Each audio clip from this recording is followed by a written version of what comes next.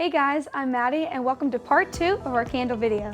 In today's video, I will be going a bit more in depth about candles and also dive into common problems your customers may have and how to solve them. The biggest problem you are likely to hear about when distributing candles are things such as leaching, weeping, or seeping. What that means is that the oil is putting teardrops at the top of the candle and is coming out from the side, top, basically everywhere. What is happening is that the wax is rejecting the fragrance and kicking it out. Some possible reasons for this are solvent or the carrier oil and its percentage you used. If you put in too much, you are forcing too much oil to be in the candle. The next thing could be dyes. You can also be using too heavy of a dye. The other problem you can run into is wicking problems.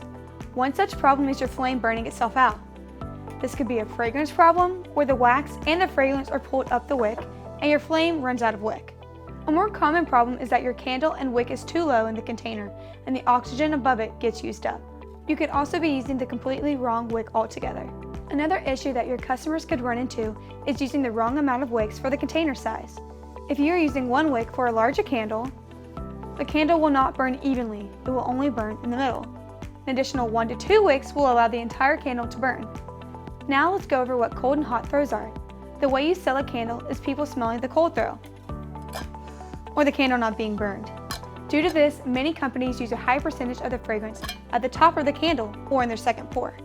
The rest of the candle, which the customer will not be able to smell in a cold throw, will have a lower percentage of fragrance.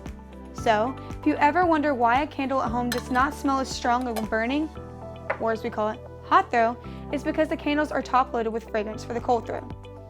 Be cautious when doing this because you still want your customer to still feel that your product has value and was worth the purchase. Your customer will not be a repeat buyer if they could not smell your candle during the hot throw. Always ensure you have a quality product that will drive the customer to purchase from you again. Price ranges can vary from $1 to $25, all the way up to $80 or more. So when a customer calls us, we try to figure out where their product falls in their product price spectrum.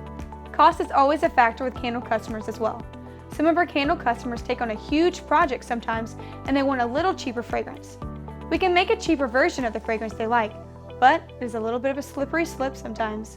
Some will want the price down further on their next big purchase and cheaper than one after that, and by the time you get to the end of it, it's a really crappy and cheap fragrance that they're asking for. Another issue can be that you have two candles.